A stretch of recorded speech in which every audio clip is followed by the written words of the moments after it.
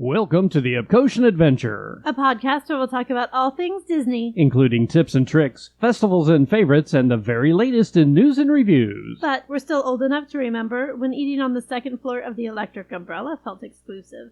This is episode 33. Let's talk about D23 and Club 33.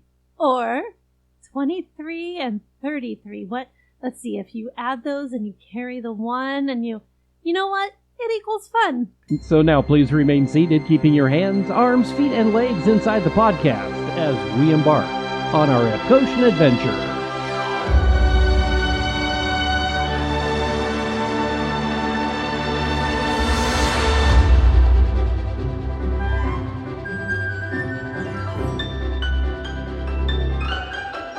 Howdy, folks, and welcome to episode 33 of the Upcotion Adventure. I'm Rod. And I'm Sue. And today we were going to talk about Club 33 because this is episode 33. And we are going to talk about it. We are, but so much has happened this weekend at D23 that we just had to weigh in on all of the new parks information and news that's come out of there. Yeah, there was a ton that happened. So D23, if you're not familiar, is an event that happens once a year. It is named after D for Disney, of course, and 23 for 1923, the year that the Walt Disney Company was founded. And it's basically a convention for Disney nerds. Yeah, so it's a club of just Disney adult people like us. Exactly. It alternates years between Orlando and Anaheim. This year it was in Orlando, and it just happened this weekend. So let's go ahead and jump in and take a look at the news that Josh D'Amaro mentioned during the D23 convention. There was quite a bit of it. I'm not even sure where to start with this. Let's go alphabetical and start with Animal Kingdom. How about that? I like it. We like to use the alphabet whenever we can. Ooh, like math. So one of the first things that happened, we're going to talk about Encanto and Indiana Jones. These are two of the IPs that they are going to be bringing, or they're talking about bringing, to Animal Kingdom in a new area called Tropical Americas. It's going to replace Dinoland. Can I get a hallelujah? Hallelujah! Matter of fact, we talked about this in our Disney Are You Listening edition. Did. We even talked about making it a South American theme and bringing in Indiana Jones and Encanto. Yeah, so, Disney's listening. Right? Hey, I love it. That you may see a theme here, actually. So we're wondering, our question is, are they going to bring in Indiana Jones from an existing ride? Because Dino at Animal Kingdom right now is basically the same ride system as Indiana Jones at Disneyland in California. Same ride vehicles, too, yeah. Yeah, same, basically everything. They could just gut the building, retheme it to Indiana Jones, keep the same ride system. Or are we going to get something brand new? Is it going to be something that we don't even know? Some track list, some coaster, I don't know. Oh, let's not look at the Indiana Jones coasters that exist, because the two that are out there are painful beyond belief. They are terrible. Truly terrible. My opinion is probably going to be using the same track, same vehicles, rethemed, basically. So gut and build new theming, but make it look like one of the two existing Indiana Jones temple attractions at either Disneyland or Tokyo Disney Sea. They're both so amazing. They're so amazing. And I hope that we get that ride vehicle in that ride system with some updated technology, because some more stuff exists now, but with a new theme. I don't want to have Mara repeated. Well, that's true, because we have Temple of the Forbidden Eye at Disneyland. Yes. We have Temple of the Crystal Skull at Disney Seas in Tokyo. How about, what was the second movie? Temple of Doom? I mean, come on, that could be really cool. I don't want to see someone's heart ripped out, well, even if it's an animatronic heart. And using the little character of Short Round might be a little insensitive by today's standard. But we're excited to see where that goes. Also at Animal Kingdom, Zootopia will be the theme of a new show inside the Tree of Life, replacing It's Tough to Be a Bug. And again, can I get a hallelujah on that one? Thank you. The new attraction will see Clawhauser running the show. It appears it's going to explore the diverse biomes that make up Zootopia, from everything that we've heard.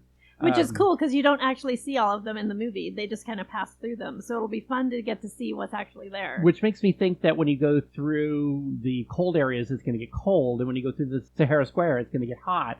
It's going to be interesting to see how they use 4D into that attraction. But it's going to be awesome. And Zootopia is one of our favorites. Oh, it is. I love that. I love that theme. It's a great IP to bring in.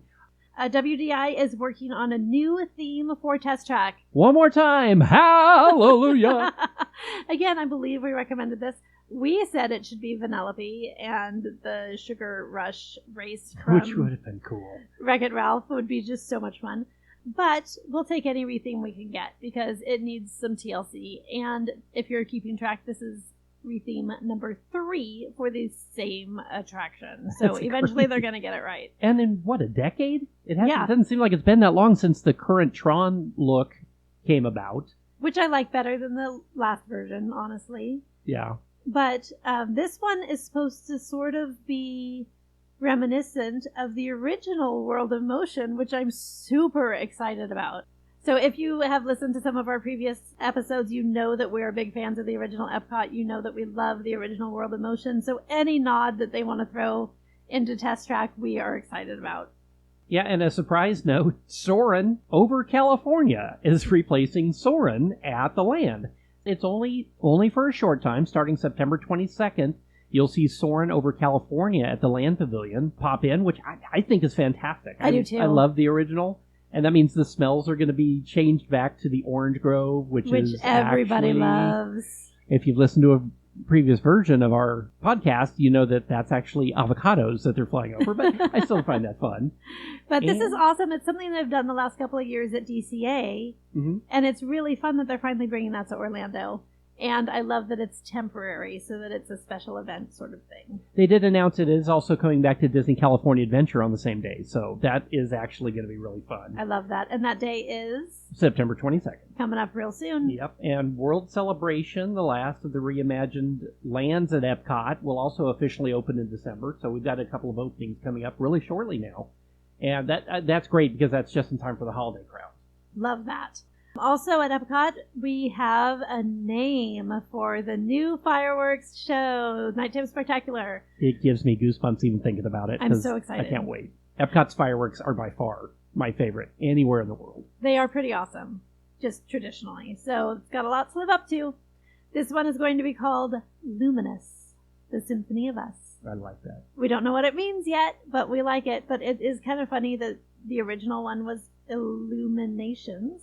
Right. And then they went to Harmonious, and they kind of put those together and came up with Luminous. I don't know. So we don't really know what to expect, but it is going to be starting. It sounds better than Harmoninations. Yeah.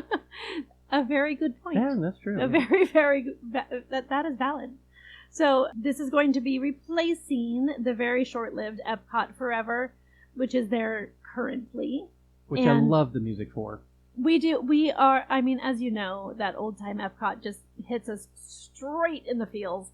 But for people who didn't grow up with Epcot, they don't really get it. And you know what? That is absolutely valid. That is totally fine. So having one that has a more inclusive for the newer generation who doesn't harken back to veggie, fruit, Right. Totally get it. That's weird. How do people not know veggie, fruit? I know, right? Kids, ask your parents. If they're Disney. If they're Disney, yeah. This is going to start on December 5th, which is super exciting because that is Walt's birthday. Yay. So that's pretty cool. And it's going to include fireworks, lasers, water effects, lighting effects, brand new music. We're so excited to see what this is going to become. The music that Disney has done for Illuminations and for Tapestry of Nations, Tapestry of Dreams, favorite.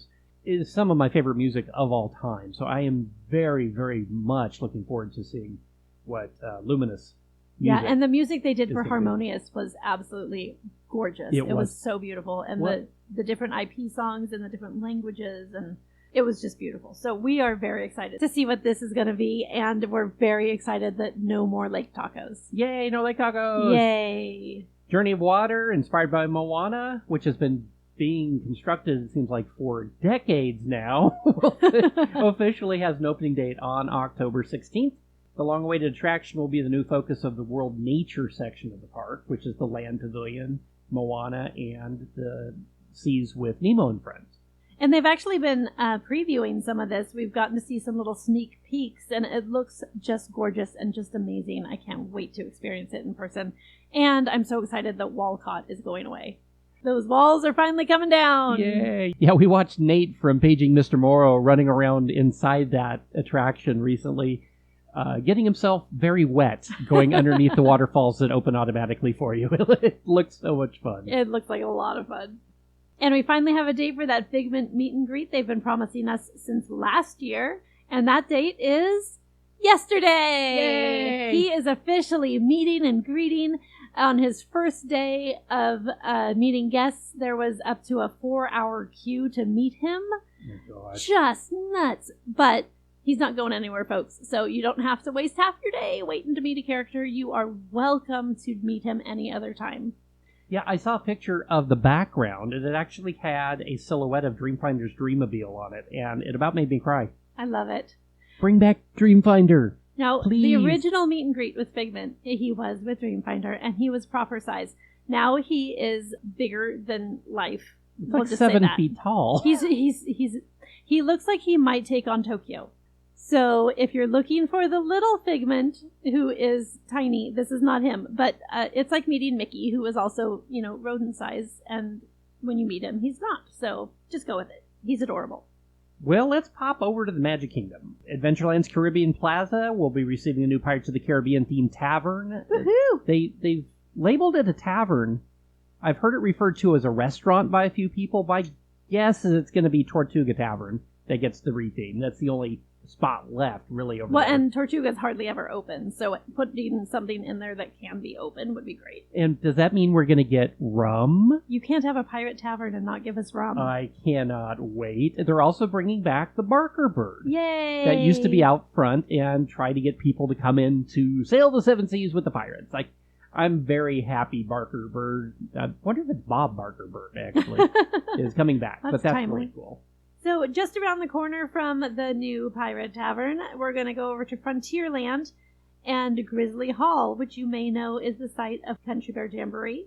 And in 2024, we are going to get an update to the Country Bear Jamboree. We've been talking about this forever. We have some ideas. But Disney have their own ideas. They are going to work with some Nashville musicians. They are going to do a brand new show. They're going to stay true to the roots of country music and Disney, and they're going to reimagine some beloved Disney songs in some different genres of country music. It should be really, really fun. One of the ones that they've announced is they are going to do a rockabilly version of the Bare Necessities from the Jungle Book. I love that idea. I mean, come on, how cool is that? So it looks like all of our bears are going to be coming back for us, with the exception of Liverlips McGraw. He is going to take a step back, and his brother, Romeo McGraw, is going to be joining us. Yeah, I don't know. Is Romeo the one that's from the Christmas show? Where he looks Maybe. like and sounds like Elvis? I'm thinking maybe that's the actual... Maybe it's his brother. Maybe it's just an alternate version of... It looks his like Liverlips reality, with a bad you know. toupee. So It really I'm not does. sure what they're going for there, but all the others seem to be the same. We're still going to get to sing along with Henry and Big Al and Teddy Barra and the Sunbonnets, and we get to hopefully squeak a little teddy bear with Oscar or the Five Bear Rugs. We're excited for this. I can't Even wait. being a Country Bear stan, we are excited for a new version. I'd rather see it have a new version than get closed completely. So, Ditto. yeah. That was my reaction as well. So one of the more controversial ones, because not a lot was talked about with it for the second year in a row, is the Beyond Thunder Mountain expansion at Magic Kingdom. It does, though, appear this year from the pictures that they've released, the artist rendering, is that it's going to be Coco-centric. That's pretty cool. Coco-centered. And I love this idea. If this is going to be one of those large areas the size of New Fantasyland or Batuu. Avatar or Batuu, it's probably going to end up with more than a single theme, because I don't think that the Coco theme is large enough.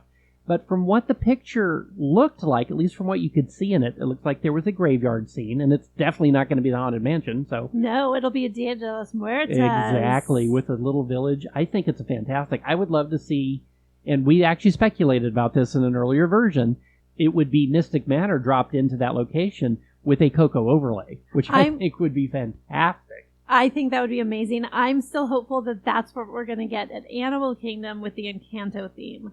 Because Encanto with Casita changing around you as you go through it. Oh my gosh. Yeah, come that on. would work either way. Maybe Yeah. they'll just do 2 different attractions for the same... No, they can't do that. Either way, we're here for it. Speaking of Encanto, we're going to go over to Mirabelle. She's going to get her debut, and she is going to be a meet and greet at Fairy Tale Garden. We're so excited. I loved the Merida meet and greet, but we're equally excited to see Mirabelle get a spot. The Mirabelle we've seen so far is just adorable. Oh my gosh, she's so cute. So it's going to be really fun. And her uncle Bruno. Hey, we don't talk about Bruno. We've always said we're not going to talk about Okay, him. this one time. Okay, just this once. Don't tell anyone. We're only telling you. He is also going to be making daily appearances in the Disney Adventure Friends Cavalcade. So he's going to get a shot in the spotlight as well, and it's about time. So these both start coming up really, really soon. September 15th. That's this week, folks. The Hatbox Ghost is going to make his first ghastly appearance in the Haunted Mansion over at Liberty Square. That's going to be this November. Finally. They've been talking about this one for a long time, too. Yeah. Our Imagineer friend Andy Hammer actually created the set design and paint scheme for the original Disneyland Hatbox Ghost. Hi, Andy. Hi, Andy. And you can hear all about the Hatbox Ghost at Disneyland in episode 15 of, hey, The Epcotion Adventure. Hey, I've heard that's a great one. Go give it a listen. Let's help Coast for a second. Okay, Let's back go over over to California. Disneyland. Speaking of the Hatbox Ghost, where he currently resides. So over at Disneyland Resort, we are going to have the Haunted Mansion getting an exterior queue overhaul. And as from being a mansion lead, it's about time. I was going to say, this probably doesn't sound like a huge deal. No. But it is. For the cast members that have to deal with guest control for mansion, this is going to be a godsend. So there's going to be a new exit elevator for guests who need mobility assistance, which is huge. That's going to be amazing. And there's also going to be a new store. So I don't know if it's going to be... I love that. Like the one at like Memento Disney Mori World? at Disney that'd World. Be awesome. Which is the tiniest store ever, and it's still amazing. So I'm really, really hopeful that this merch shop is going to be as cool as Memento Mori in Disney World. Because Haunted Mansion deserves to have its own merch. Yep. It's a fan favorite. Come on. Also at Disneyland, Tiana's Palace is now open. This is the restaurant in New Orleans Square that took over the spot of the French Market. They kept it as a buffeteria style, so you just sort of go down the line, point at what you want, and you get served by the cast members, Which and then really find a table. Really does help the capacity, too. It does. You just speed right through there. And they're featuring things such as gumbo, of course, muffaletta, of course, shrimp po' boys, and beignets. We have to have beignets. You have to. That was the whole opening of the film, was her beignets. Now, from what I understand, you can still get the Mickey beignets over at the walk-up window where the mint juleps are at Disneyland. But they're also going to have flavored beignets. And the one that we've seen, I don't know if there's more than this, but the one that we've seen is lemon flavored, and it looks absolutely magical. So we can't wait to try those. Over at DCA, Disney California Adventure, a new Avengers Campus attraction has been announced, and it's supposed to have what's called a world jumping vehicle. Now, that's in quotation marks. We have Don't no know idea what that is. means. Again, just some artist renderings were put out for this, but this is that big e-ticket attraction that they've been talking about or hinting about for Adventures Campus. It's kind of phase 2. And it's going to be combining the technology of Stark Industries, Wakanda, and Zandarian jump points. So Make right of that now- what you will. right now, that's all we know about that. That could be literally anything. Okay, so staying at Disneyland, we're going to hop over to Star Tours. The adventure continues. And this is actually going to apply to Disneyland as well as Disney's Hollywood Studios, Disneyland Paris, and Tokyo Disney. And we get to welcome Ahsoka. She's going to join the list of Star Wars characters that are part of the attraction. And she's going to be one of the variations because different characters greet you in different scenarios. And she's going to be one of the choices. So excited. She was made famous in 2008 through the Clone Wars series, which was an animated series. Still is, actually. Yes, still is. Still animated. on, actually. And she actually has her own series now on Disney Plus because she is such a fan favorite. And it's live action. I she's haven't actually incredible. watched it yet, but I can't wait to. We're going to binge watch the It's first still season. Rosario. She played Ahsoka during the episodes that she was a part of on The Mandalorian. And now this is sort of a spin-off of that. So it's so excited. She's amazing. Well, since we're talking about those international parks, let's jump over to Hong Kong for just a moment. Oh, okay. Hong Kong Disneyland's World of Frozen will officially open its gates on November 20th. The new expansion includes the Frozen Ever After attraction, of course, like the one at Epcot. Yay! And Wandering Oaken's Sliding Sleighs. That's hard to say. And that's actually a family coaster. It looks like it's going to be similar to Seven Dwarfs Mine Train. That's So, going to be really cool. Yeah, I've seen pictures and video of it. It looks really fun. Well, and the animatronic that they have of Elsa is incredible. Oh my gosh, yes. Every version of the animatronics are just getting better and better and Yeah, better. no more face projected from the inside like at Epcot. It's an actual full animatronic, and it's getting to look more human than it should. It's a little scary, but they're amazing. Also, overseas, let's hop over to Paris. And at the Studios Park in Paris, they are getting a new land based on Frozen. A whole land. That's pretty cool. I think that's cool too, but it's under construction as well now. It is. It's already under construction. It's coming along. And they are kind of working on the park as a whole. When we visited, we had some thoughts. The studios at Paris. It needed help, and now at least with the new Avengers section. It was the only Disney park to ever make me physically angry. Yeah.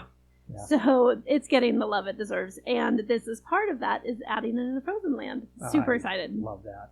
Tokyo Disney Sea's newest port, Fantasy Springs, which our friend Andy Hammer worked on as Andy. Well. Hi, Andy, again. I'm telling you, go listen to episode 15. It's a good one. Yeah, it's really good. They're also getting a Frozen area. Everyone's getting one. Everybody, You you're get getting a Frozen area. You get a Frozen area. Oh, my. Yeah, we didn't plan that. That's weird. And they're just supposed to open in spring of 24, but it also, along with Frozen, has mini lands for Rapunzel and Peter Pan. It's all one big port. I think that's Fantasy such a Springs. cool idea. I think it's a great idea. It's just 3 lands within one, basically. And one that we're super excited about because, again, one of our favorite IPs, Shanghai Disneyland is getting Zootopia Land. And they've announced this a while back, but it is under construction and it is actually really, really close to coming along. They're saying it's going to open by the end of the year. That's only a couple months away, so I don't know, but they're saying it's coming. They have a trackless attraction called Zootopia Hot Pursuit, and you get to join the ZPD, which is the Zootopia Police Department. Right. And you get to hunt down kidnappers. Someone kidnapped Gazelle. That's just rude. I know. I'm Gazelle. Welcome to Zootopia. So we are going to become rookie members and help find her because obviously we have to find Gazelle. She's amazing. But who kidnapped Gazelle? Well, I can only imagine. I'm not even going to say because if you haven't watched the film yet, go watch it. Oh, good point. But if you watch the movie, it's who you think it is. It's who you think it is. But we're going to get to see Chief Bogo and Clawhauser and, of course, Nick and Judy, who are our favorites. And everyone's going to join in the chase. I hope that the sloth Flash makes an appearance because he's definitely a fan favorite. But no mention of him yet. The pictures I've seen actually from just, again, artist renderings do show Flash in his red and white sports car. That'll be fun. That ends the first film, yeah. I love that. Well, my favorite one, I think, is going to be Disney Cruise Line because just a couple episodes ago, we were talking about what would we name a new ship. And lo and behold, I was right. It's the Disney Adventure. The Disney Adventure is that newly acquired ship that's under construction right now in Germany. So this is coming after the Disney Treasure. The Disney Treasure comes online Christmas of 2024. The Disney Adventure will be coming online in 2025. And it gets to stop at the brand new port. Oh, no. Sorry, it does not. Wah wah. Oh, I'm so sad. The Disney Adventure is actually going to be based in Singapore, and we'll be doing Asia. I wish it was stopping at the Newport, because the Newport looks amazing, too. That's the new Lookout Key. Lookout Key at Lighthouse Point. And that opens June 16th of 2024. So that'll be their second private island. I'm looking forward to that. Me too. I was sad when I found out that the Adventure, though, is going to be out of Singapore, because I really want to go on that big boat. It's going to be the biggest boat in the Disney fleet. And it really is going to be the biggest splash in Disney Cruise Line history. See what I did there? Splash. That was good. Because of the Daryl Hannah Tom movie. No. Well, that's it for this news from D23 for No, hang 2020. on. Oh, hold on. Because you said that you were right. I was right. But what we were saying was it was the third in the Triton class, Oh, that's which true. is No, that's true. Which the is... Wish, the Treasure, and the still unnamed ship. So I could still be right with mine. That's true. That's right. There's a new Triton class that will be coming out later this decade. We don't even know yet. We don't know yet, but it will be under construction and will be the third of the Triton So class. technically that's what we were guessing. But the fact that they used the name that you said is pretty cool. That is true. Even though it's not the Triton class. You still win. Thank you. But I still have a chance to win too. Yay! Well, that's the news from D23. So let's talk about Club 33. Yeah, so this happens to be our one and only episode number 33. Yeah, you only turned 33 once. Exactly. So here we are. We thought, what else could we possibly do for episode number 33? We'll talk about Club 33. Now, we'll start off by saying we're both Disneyland cast members originally, so we grew up knowing about Club 33 almost as a myth, really, in the 70s and 80s. We knew it existed, but nobody had ever seen inside of it. Social media didn't exist. Pictures and videos were very scarce. So as a cast member from the West Side, as I was working there, I found out more and more about Club 33 from people that worked inside. And Sue, you found out more because... I found out more because you were my big brother and you worked there, and I could ask you questions. Well, no, I mean, when you worked in food operations at Westside, you actually found out more about it that way as well. I did, and we should start by saying we have never had the honor of being invited in. We have never gotten to see the inside. All of this information is going to be secondhand, thirdhand. So we got to hear about it, and we got to see still photos, and we got to hear stories and legends and all of the rumors that circulate. Not that Disney cast members gossip. Well, here's a little known thing. You may not know this. I actually did get to go inside one time. Excuse me? It is true. I What? don't know that I ever even told you this. How am I just hearing this? Back when I was a lead for guest control for Fantasmic, I had a cast member on my crew one evening that was a bartender named Lee from Club 33, and on one of our breaks between shows, he's like, "Would you like to see inside?" And I'm like, yes. Is that a trick question? So he actually got permission to take me in, and we walked in through the chef's entrance, actually, up top, and in through where the bar is, which is actually part of what we'll talk about here in a moment. So we got to go into Club 33 while it was still closed. So the time I saw it, there was nobody in there except for the service staff that was getting ready for the dinner service. And I was privileged and honored, actually. And again, Lee, if you're ever listening to this podcast, you made quite an impression on me by letting me do that. So thank you so much for letting me view the inside of Club 33 one time. And if Lee's supervisor is listening, that never happened. That's true. It never happened. Although this was in like 1993, so I think we're okay. Statute of limitations and all that. Right. Now let's back up just a skosh here and start by saying, if you're unfamiliar with Club 33, let's just start by telling you what it is. Great idea. Let's take a look, because we take it for granted. We do, as Disney adults and Disneyland aficionados, and it's always been part of what we knew with The New Orleans Disney Square. lore. But what is Club 33? So it is an exclusive restaurant and lounge located in the New Orleans Square land of Disneyland. We'll get into specifics on location and stuff here in just 1 second, but I just want to make sure that everybody knows that this is a real thing, that it does exist in almost every park. We learned, I thought it was every park, but Rod found out differently. So little thing to listen for as we go along here. Yeah, it's an exclusive place. You have to be invited. You cannot just show up. You can't make a reservation. It won't show up in your app, so don't look for it there. It's harder to get than Space 220. I'll put it that way. Yeah, and outside services like Mouse Watcher cannot help you. So, yeah. So let's just dive right in, shall we? Yeah, let's take a look at the history of Club 33. That's mine. That's you.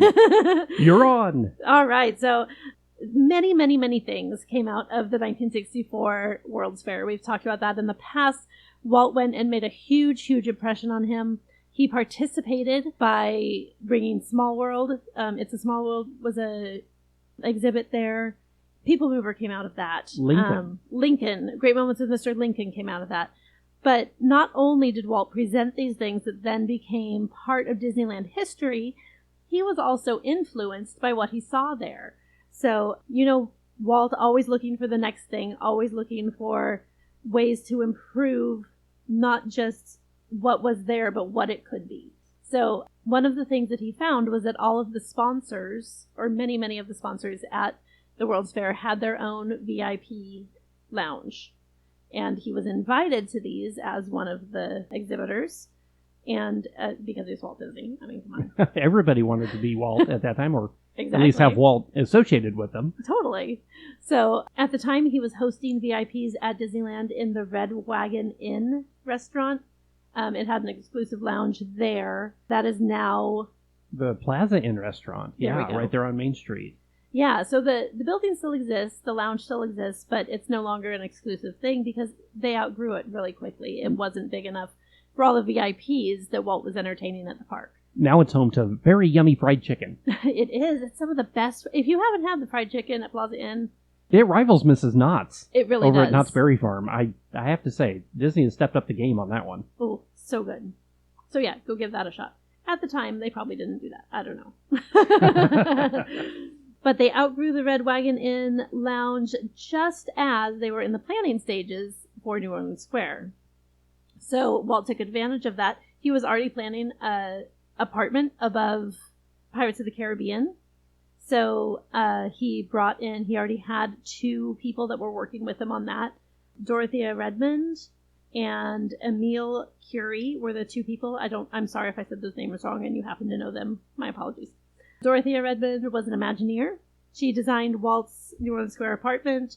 She worked on several Hollywood films as a set designer. She was known most for working with Alfred Hitchcock and worked on Rear Window, Rebecca, Shadow of a Doubt, a whole bunch of great films. Which makes me glad that Walt never actually stayed in the apartment up there, because that shower in there would have been a little weird, I think. Yeah.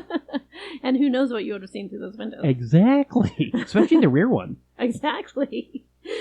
So I didn't even know that we, the collective Disney we are Disney. had an Imagineer who worked with Alfred Hitchcock. I think that is so cool. I don't know why. That's Disney an odd back pairing to then, me. Walt really drew on all of Hollywood to do things with the studios and also with Disneyland. And Alfred Hitchcock was also an innovative director, so, there's a link there. And then the other, Emile Curie, he was also a set director, and he worked on Mary Poppins, 20,000 Leagues Under the Sea, Bedknobs and Broomsticks. Outside of Disney, he also worked on It's a Wonderful Life, and ironically, a movie called Executive Suite, which is kind of funny since he was designing an executive suite. I wonder if that's why Walt hired him. He's like, hey, he's got experience designing suites. So I just thought that was really cool that he drew from not only his personal staff, but people whose work he admired. That's very, very Walt of him. And it's also interesting that Dorothea's original renderings for Walt's apartment, which, as you just said, Walt never actually got to use, those original renderings were used later when they redesigned the space to be the Disneyland Dream Suite. So you can actually see Dorothea's work live and in person. I think that's so cool. That is really cool. I love that Disney Archives holds on to all of that historical data or just materials and find places to put them. Yes. Now that you say that, that's one of the things that I truly love about the parks is that today's Disney, I won't say it's always been the case, but today's Disney seems to have a really good handle on innovating for the future and honoring its past. Yes, it's the only company that really does that with its original conceptual leader. I mean, Universal was Carl Laemmle, but you don't see Carl Laemmle restaurants or T-shirts or anything, and Walt's on everything still. And I love that. And part of that is because we're in the 100th year. And the 50th being recent at World, too. Yes. That's true. Is that a lot of the old merchandise has been re-released. Which I love. But it does keep Walt's heritage and just the knowledge of him alive. Yeah, I think that's so special. So the fact that they used these original renderings, I thought was just really neat. So Yeah, it was above Pirates of the Caribbean, next to Walt's former apartment that we were just talking about. That was the original location, but in 2014 there was a big remodel because, again, they outgrew the space. So there was a big remodel. They moved the entrance to the Court of Angels. And this is, again, still in New Orleans, where it's just kind of around the corner. So the address originally was 33 Royal Street. Yes. It's actually why it's called Club 33. Or is it? Or is it? See, here's the thing. Because the legend has always been that it was because it's at 33 Royal Street. But it's a made-up street. I mean, there is a real Royal Street, but they picked that to go on the plaque, to go on the thing, out of thin air. You know? I've always wondered why 33. Well, I found a little information on that. And again, how did I not know this information? Surprise. So, in 1966, 1967, when it was being constructed, Walt needed a place to entertain these VIPs, and it just so happens that during those years, Disney had 33 sponsors. That's crazy, but it makes sense. It because does, the right? numbering actually is something that they just came up with, that Imagineering just kind of created for that. It could have been 1313, just like South Harbor Boulevard, but I love that. I love that 33 has become such an iconic part of Disney history because of the number of sponsors there were at the time. Right. It's such a random fact, but it makes perfect sense for the time period. Exactly. And you'll find that whenever you see numbers used in the park or used in a film or used anywhere, it's for a reason. Yeah, nothing's by accident when it comes to Imagineers. They're usually an Easter egg to something. Yes, exactly. So if you don't know what it is, there's always an answer. Do a little research and you'll find some cool stuff. Some of those sponsors are ones that we still know today, and they had attractions, shows, food locations, products that were vital to the park's opening. Kodak, Pepsi, Coca-Cola. Wait. Pepsi? And Coca-Cola. Now, if you're not familiar with Disneyland's history, you're probably going, no, it's a Coke Park. It's Coke Corner. Actually, if you remember back into the 70s, Pepsi had the west side of Disneyland. Coca-Cola had Main Street and the east side of Disneyland. That's just insane to me. Like, they don't share anything anymore. No, but PepsiCo is Frito-Lay, and that's where Doritos came from the Casa de Fritos at Disneyland. They were actually invented there. And the Pepsi Golden Horseshoe Review is what it used to be known as. And Pepsi used to be the Coke or the Cola or the Pop of choice at the Golden Bear or the Hungry Bear restaurant in what was Frontierland, Critter Country, Bear Country. Come up with your own, pick a country at the time. And then, of course, Tomorrowland Terrace was Coca-Cola, and Coke Corner at Disneyland is the equivalent of Casey's Corner at Magic Kingdom, and it's still called that by so many people. I still call it that. Isn't that funny? Oh, and Carnation is one of them, too, and they still have a presence on park. Carnation is no longer an active sponsor, but Carnation Cafe is still called that because of the sponsorship of that location originally. It's very true. Isn't that funny? Like, I just love that. I still have such a vivid memory. These sponsors were such a huge part. Like, I remember Country Bear Jamboree was sponsored by Wonder Bread. Oh, I had to say that when I first learned the attraction. That's probably Brought why to you I by remember your friends at Wonder Bread. It was on the curtain. It's so weird now. But Well, I have such a vivid memory of our first trip to Florida and riding Space Mountain. And outside of Space Mountain, when you entered the queue, there was the RCA dog. And I don't know if he's still a thing. I don't know if kids listening to this, by kids, I mean less than 40, I don't know if they even know that there was an RCA dog. But they had a little statue of him in a little rocket ship. And he had his head turned because he was listening to his master's voice.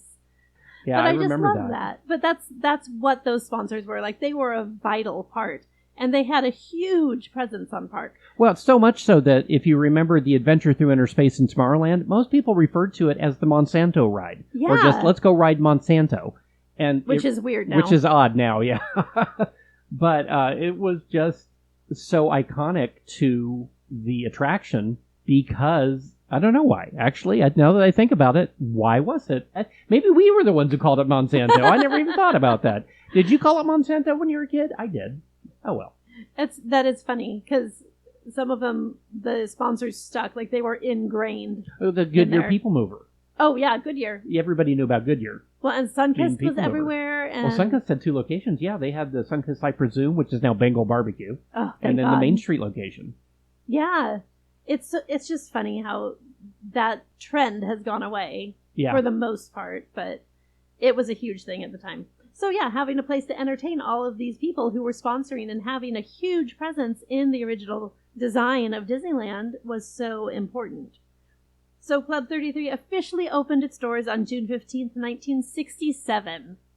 Now, if you know your Disney history, you may notice 1967, June 15th, is, I believe, exactly. It's I did sad not that know. He didn't. Yeah, I didn't either until you I was found that researching date. this. And that's amazing that Walt never got to see Pirates open or Mansion open, but he also didn't get to see Club 33 open, which In I my had head, not I've realized. always pictured him entertaining up there and hosting all these great parties and having all these important people in, and it never happened. It's a little heartbreaking, actually. It really is, Yeah. at putting all that work into this. And then he passed away on December 15th, 1966, which is exactly 6 months before it opened. Wow. So sad. So inside the Disneyland version of Club 33, it's broken up into the lounge, like I talked about, that I got to walk into. That was so cool. That's so cool. And it's a jazz club looking lounge. It's called the Art Nouveau Lounge. Is that right? Le Salon Nouveau. Oh, sorry. I don't speak French. Sue does. So that's even better. Yeah, what she said. But it's ever since the Princess and the Frog came out, it's actually taken on not only a jazz look, but a Tiana look. They've actually put some hints of Tiana's Palace into that lounge up there at Club 33. So not only does the new restaurant look like Tiana's Palace, there's actually some hints of it up in Club 33, which I just think is really cool. That is really cool. I mean, if you're going to have an exclusive club in New Orleans Square, of all places, it better celebrate the New Orleans Princess. Exactly.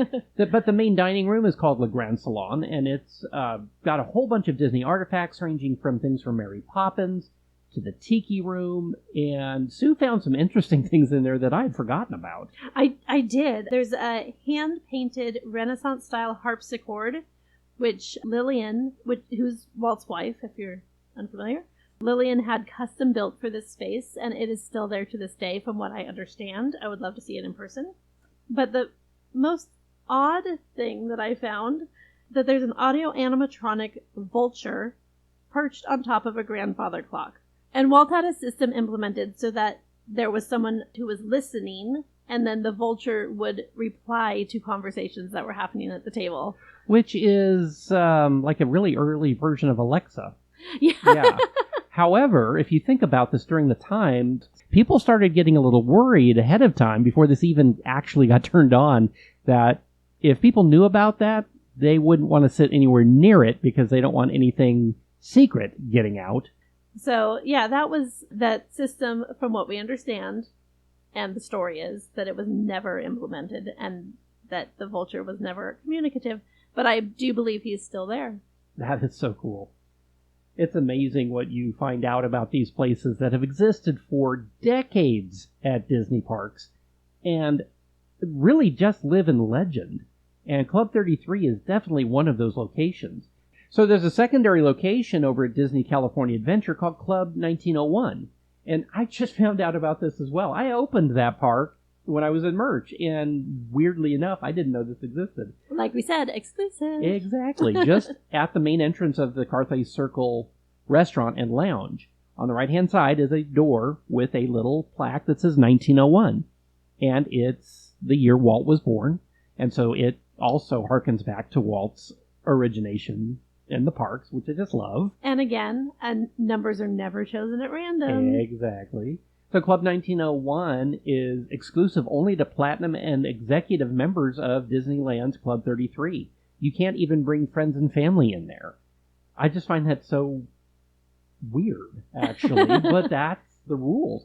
Now, membership for Club 33 is not guaranteed. You actually go through a vetting process.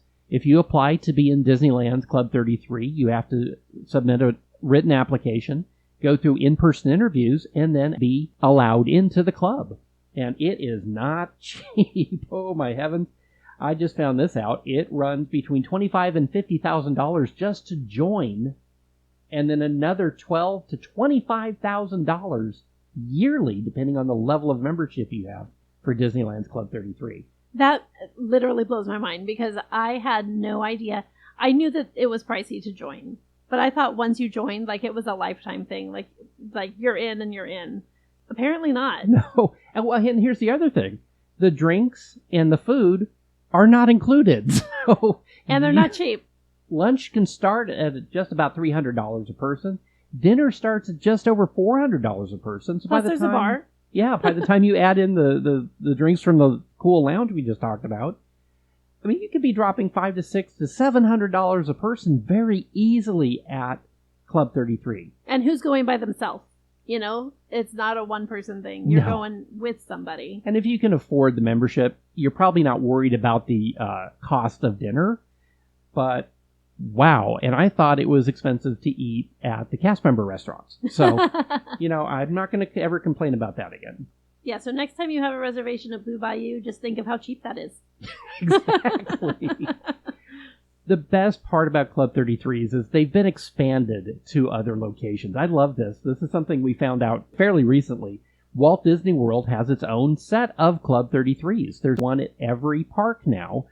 So yeah, is it Club 33? No, Clubs 33? Club 33s. Clubs 33. Clubs 33. Anyway, there's 4 of them at the Walt Disney World Resort. The one at the Magic Kingdom opened in Adventureland, just across the entrance bridge on the right at the Captain's Quarters, which is, I believe, used to be a sit-down restaurant. Epcot opened theirs in the second floor of the American Adventure, where the old Chase Lounge used to be. So if you had a Chase card and went up there and had just, beverages and snacks and whatever they had. And a place to sit in the air conditioning and charge your phone. Exactly. That was the highlight. Now it's called the Constellation Club, and it's part of Club 33 Walt Disney World. Disney's Hollywood Studios is near the Brown Derby. It's called the Spotlight Lounge. And at Animal Kingdom, it's inside the Harambe House. I don't speak French and apparently don't speak Swahili either. In the Harambe House near the Festival of the Lion King. So that is relatively new because that whole area was built when they redesigned and rebuilt that theater. Yeah. So that's probably one of the newest ones. Yeah, definitely. The Walt Disney World Club is exclusive to Walt Disney World. So if you have a Disneyland membership, it's not going to get you into Walt Disney World and vice versa.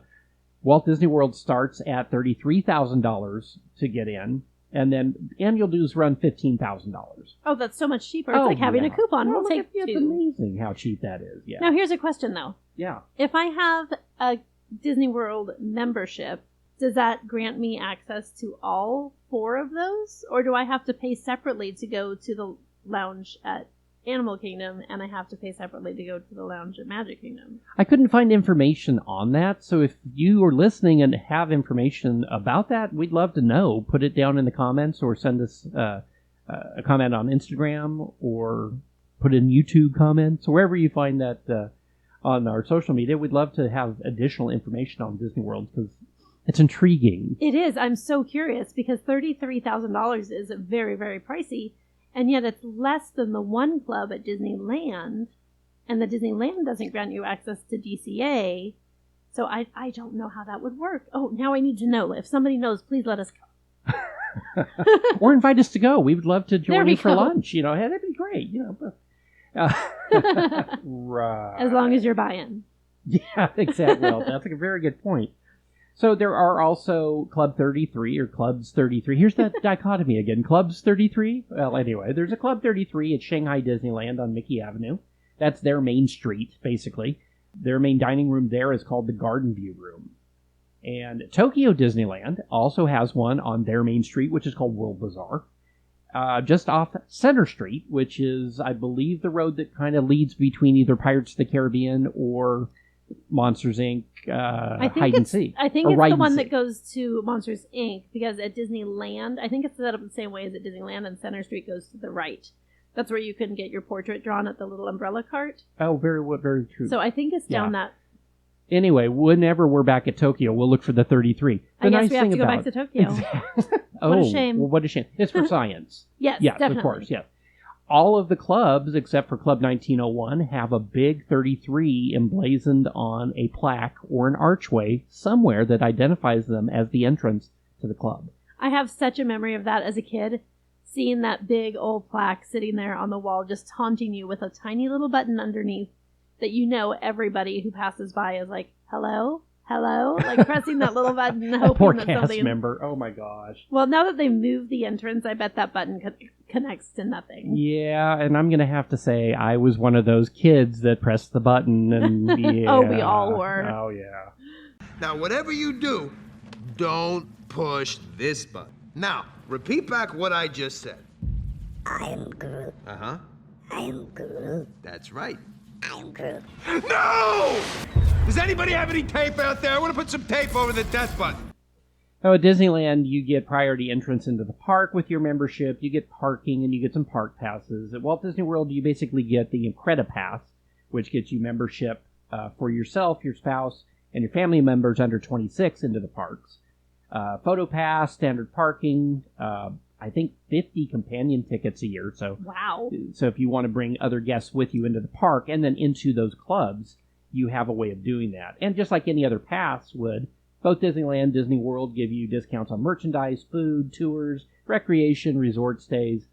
But again, when you're spending that much money for a membership, you kind of assume you're going to get something back once in a while. Because I would hope. When we had our Incredipass, I thought it was really cool that we got discounts on parking or discounts on food. We got 10% off of bottles of water if we bought it at a merchandise location. Ooh.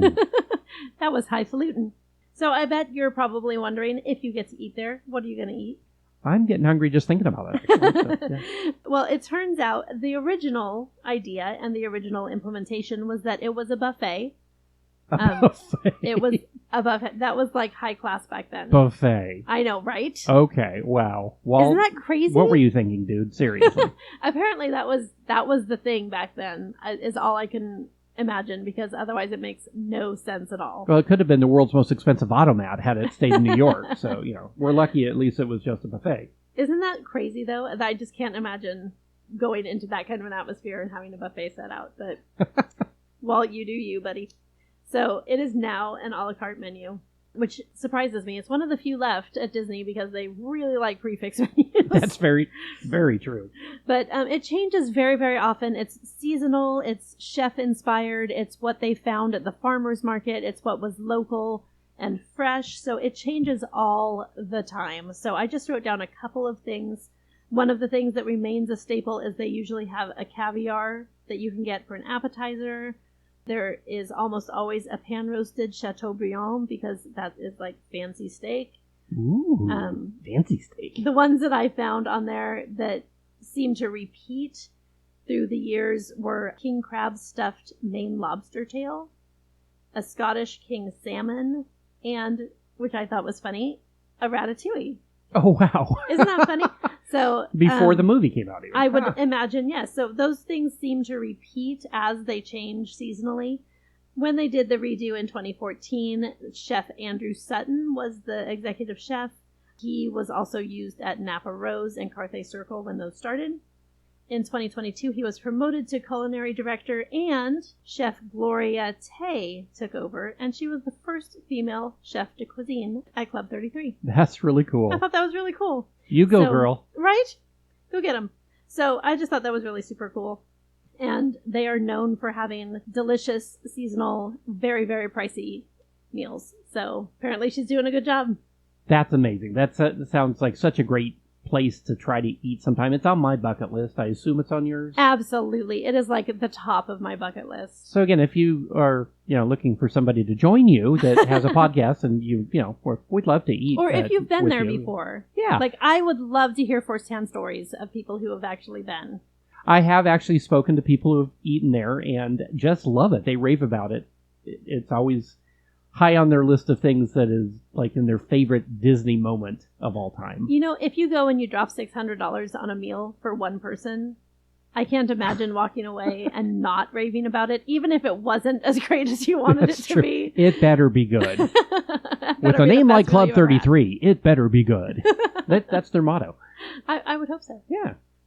So this was our first in a series that we're doing Let's Talk About. We just find Club 33 fascinating. We've been fascinated with it since we were kids because of that great big plaque out there that we've always seen. So yeah, push the button, push the button. I dare you to push the button.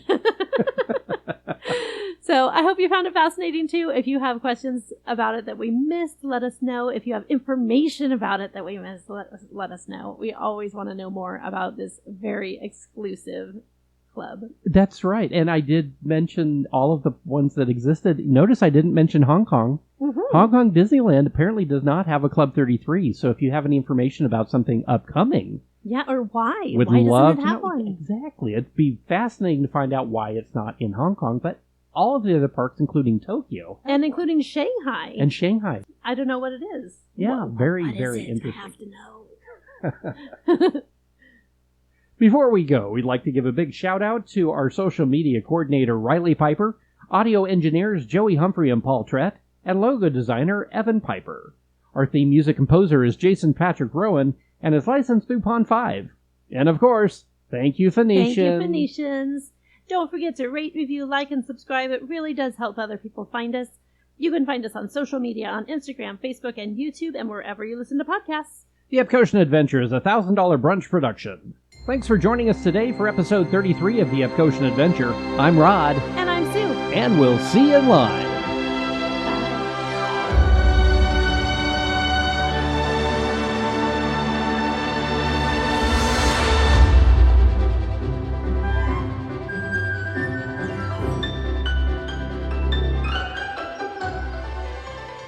There's actually a secondary location at the Disneyland Resort over at Disney California Adventure.